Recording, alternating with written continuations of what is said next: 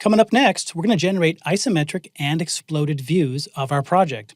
If you aren't familiar with these terms, let's check out a few examples. So with an isometric view, and we have two examples here. One is shaded and one's more of line art. The simplest way to describe an isometric is there's no perspective, and they also use two fixed angles, so all the edges going away from the viewer are at that exact same angle. And that is in contrast to a perspective where things get smaller the farther away they are. You also have a horizon line and a vanishing point, and if you trace some of the edges, you will see they connect at that vanishing point. With our project, here's a simple perspective view where you can see things getting smaller in the distance.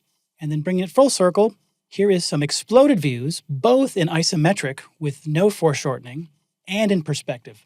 So you can really mix and match a lot of these styles. Okay, before we get started, just a quick reminder, if you're having any trouble using the 4 cursor keys, those are the arrows up, down, left, right, in addition to the page up and down, which control things in the Z-axis, let's double check those settings. We're going to go to Tools, Options, and this is in a section called Modeling Aids Nudge.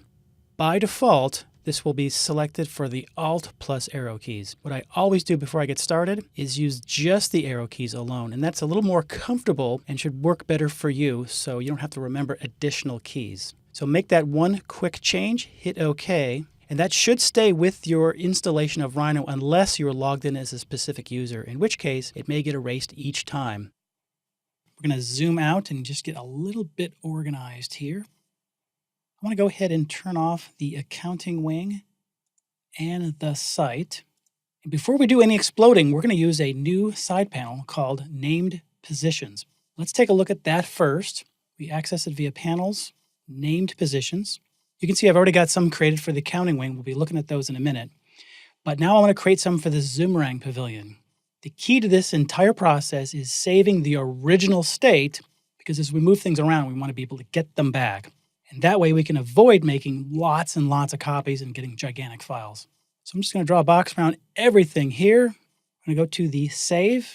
I'll just call that Zoomerang Start. We're just going to match the convention from the other building. So we hit OK. You can now deselect that. I'm going to actually open up the Zoomerang extra layers here. And I'm going to take the highest level, maybe the envelope, and just right-click and select all of the objects. And now you can start moving some of the various elements up or down as needed. I'm going to go ahead and use my nudge tools, which is page up, page down. That'll move them in the Z-axis. So I'm just going to hit Shift, page up. Get those up in the air to move the viewport around a little bit. Okay, that should be okay, but we can still move them later. Let's go ahead and move the stairs up as well. Those are on floor 2, so I can select those. If you can't draw a box around it cleanly, I'm just using the selection via the layers here. So right-click, select objects, and then back in the viewport, Shift, page up a few times. So you just kind of spread things out, and you can even grab separate elements and move them left, right, or wherever you want. We're just going to do this really simple arrangement here. So assuming that's all I need, turn off our titles for a moment. I'm just going to draw a box around all of the geometry here, and we'll just resave that.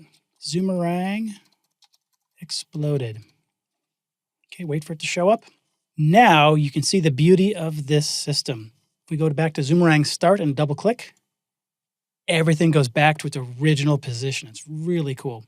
And then just for fun, we can explode it. Let's go ahead and turn on the accounting wing. And you can see it's at its default start position, and then we'll just go accounting, explode it all. Now we are in perspective, so this would be a great time to zoom in, out, or capture any view that you'd like. And that would be your perspective exploded view. But you're probably wondering how we make it isometric.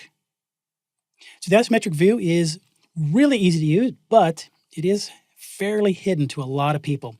Let's go back to our viewport label here. We're going to go to Set View, and then almost here at the bottom is the isometric category. I typically like to go somewhere in the southeast or southwest, only because the top of my file is almost always north. So let's just try the southeast to see how it looks. We can move this out of the way. Now you should be able to move around and even zoom in or out and reframe this and capture it. Of course, you might have some stuff overlapping, so you can just maybe turn off one of the buildings at a time. and then capture that as needed. Let's try the other angle just for fun. Right click, set view, isometric. Let's try southwest. So that looks a little bit better as far as the angle and some of the spacing in between. Now, one little tip, if you're unable to pan around and instead, when you do that exact same motion, the entire scene rotates, there's a simple setting we need to fix right away. We go over to Tools, Options. Under Rhino Options, select right here, always pan the parallel views. That'll prevent anything with a parallel view from rotating accidentally. A great example would be like the top view and side view.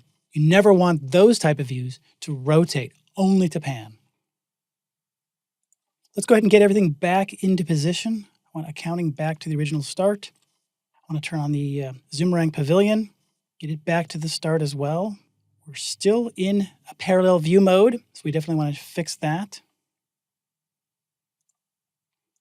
So you can actually just quickly change it right here. Under Parallel, go to Perspective, and that gets the foreshortening back into the file. Notice I've defaulted to 30 millimeters. Sometimes I can go even longer or shorter as needed.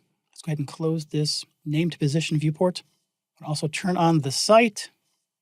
I'm going to go ahead and just frame a really nice view.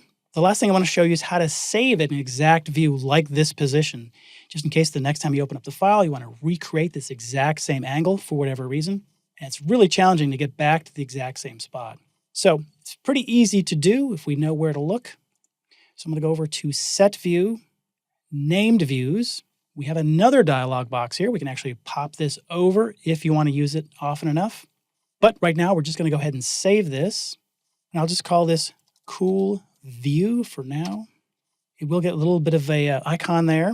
But I'm going to show you another way to access this if it's closed. So let's say you open up the file later and it's just a little bit scrambled. You can always find this under the same label for the viewport. Go to Cool View, Set View, and there will be the name right there. So the camera will jump right back into position. Finally, if you want to simulate a semi-isometric view, then go ahead and use a really long lens like 200 or 300 millimeters. And this will eliminate almost all of the perspective distortion, but leave in just as much as you want. You can also just directly change the viewport type to parallel.